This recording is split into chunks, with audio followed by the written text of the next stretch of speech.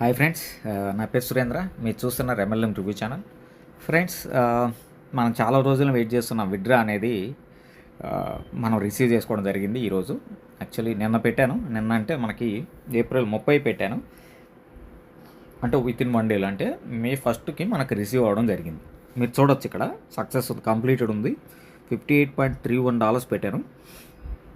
మీరు అడ్రస్ ఒకసారి చూసుకోండి, లాస్ట్ 98264. నేను ట్రస్ట్ వ్యాలెట్లో కూడా చెక్ చేసి చూపిస్తాను, మీ ఆ అడ్రస్కి నేను రిసీవ్ అయిందా లేదా అనే విషయం మీకు తెలుస్తుంది. ఓకేనా?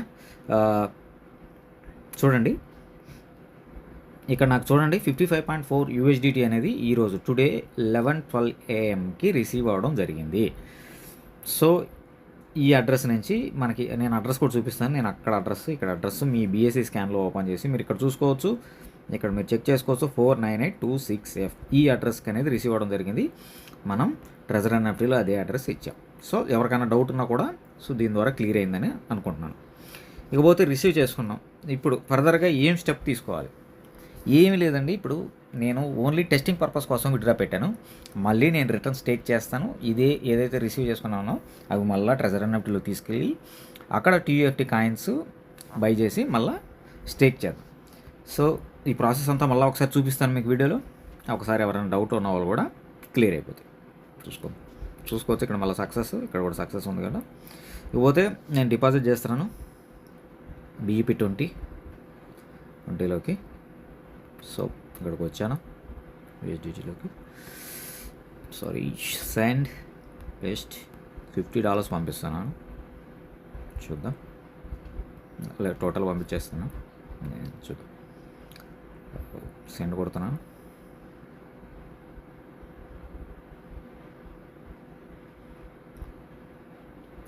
ప్రాసెస్ కొంచెం స్లో ఉంది, చూద్దాం. కన్ఫర్మ్. సో ఇది ప్రాసెసింగ్లోకి వెళ్ళిపోయింది, పెండింగ్లో ఉంది, ప్రాసెసింగ్లోకి వెళ్ళిపోయింది. ఒకసారి మనం మన ట్రెజర్ ఎన్ఎఫ్టీ వాలెట్లోకి వచ్చి చూస్తే వెంటనే వచ్చి మనకి $55.89 అనేది మనకి రిసీవ్ అవ్వడం జరిగిపోయింది ఇక్కడ. సో ఇప్పుడు మనం ఏం చేయాలి? మళ్ళీ కాయిన్స్ కొనాలి. గెట్ TUFTలోకి వెళ్తాం. బై TUFT మ్యాక్స్ అవసరం లేదు, 50 పెడదాం.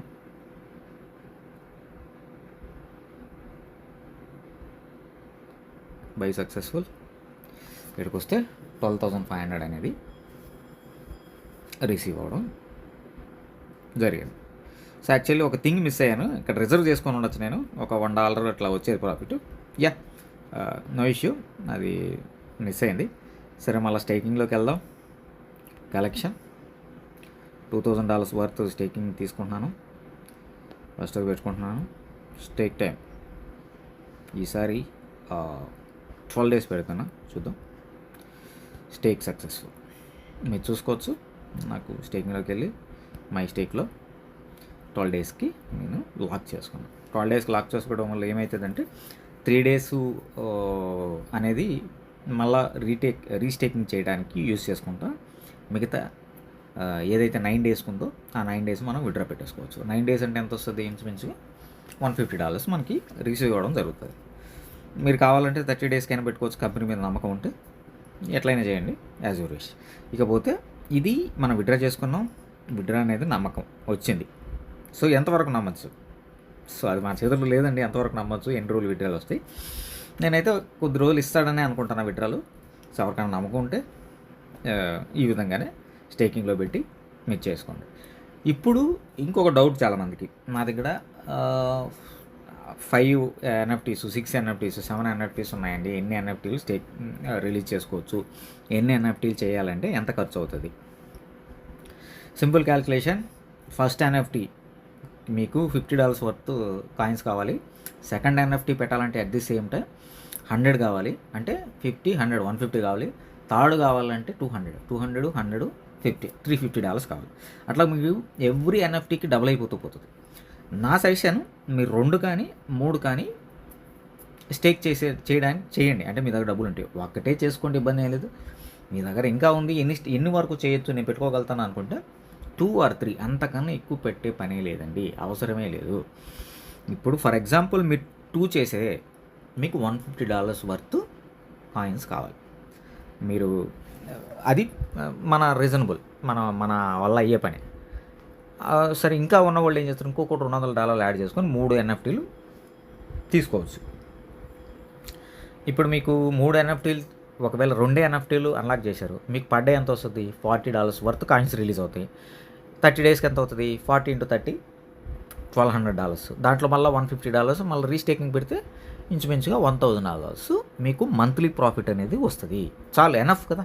మనకు నిజంగా కంపెనీ ఇవ్వగలిగితే మనం ఇప్పుడు $150 మనం ఇన్వెస్ట్ చేస్తే నెల రోజుల్లో మనకి $1000 అనేవి వస్తాయి. చాలు కదా, మనం పెట్టిన దానికి వర్తే కదా అది. సో అంతకన్నా ఎక్కువ ఇన్వెస్ట్ చేయాల్సిన అవసరం లేదు. ఇంకా లేదు నాకు ఇంకొక 200 పెట్టుకోగలుగుతాను సార్ నేను అంటే ఇంకొక 200 తీసుకొని చేస్తే దానివల్ల ఏమవుతుంది, డైలీ $60 వర్త్ వస్తుంది. 60 × 30 1800 వస్తాయి. దాంట్లో 350 పోతే $1450 అనేది మంత్లీ మీకు ప్రాఫిట్గా వస్తుంది. సో అంతకన్నా ఒక్క ఎన్ఎఫ్టీ కూడా ఎక్స్ట్రా పే చేయొద్దు. ఎందుకనంటే దానివల్ల మీకు ఇన్వెస్ట్మెంట్ రిస్క్ ఎక్కువ అయిపోతుంది, వచ్చే ప్రాఫిట్ అంత ఎక్కువేం రాదు. సో ఇది గమనించుకోండి. ఎందుకంటే 200 తర్వాత మీరు 400 పెట్టుకోవాలి, 400 తర్వాత 800 పెట్టుకోవాలి. అదంత వర్తీ కాదు. సో 2 అయితే సేఫ్, 3 అయితే రీజనబుల్. సో ఆ విధంగా మీరు ఇన్వెస్ట్మెంట్ పెట్టుకునే ప్రయత్నం చేసుకోండి. ఇంకా రిజర్వేషన్ పెట్టుకుంటారా పెట్టుకోరా అనేది మీ స్టామినా. మీరు పెట్టుకోవాలంటే పెట్టుకోవచ్చు, లేదంటే లేదు. నా సజెషన్ అయితే అది రిస్క్ ఎక్కువ ఉంటుంది. రిస్క్ ఉన్న కాడే రివార్డ్ కూడా ఉంటుంది. మీరు చేయాలంటే చేయండి, లేదైతే వద్దు. ఇకపోతే మనం ఇట్లాంటి వీడియోస్ మనం డైలీ ఏదో ఒక ఇన్ఫర్మేషన్లు కానీ అప్డేట్లు కానీ ఇస్తూ ఉంటాను. నాకు నా ఎక్స్ప్లెనేషన్ నచ్చితే ఛానల్ని సబ్స్క్రైబ్ చేసుకోండి. అలాగే డిస్క్రిప్షన్లో మన ఛానల్ లింక్ ఉంటుంది, ఖచ్చితంగా ఫాలో అవ్వండి. ఏదన్నా మంచి ఆపర్చునిటీస్ కానీ లేదంటే ఇట్లాంటి అప్డేట్స్ ఉన్నా కూడా మీరు దాంట్లో తెలుసుకోవచ్చు. ఓకేనా friends, thank you so much, bye.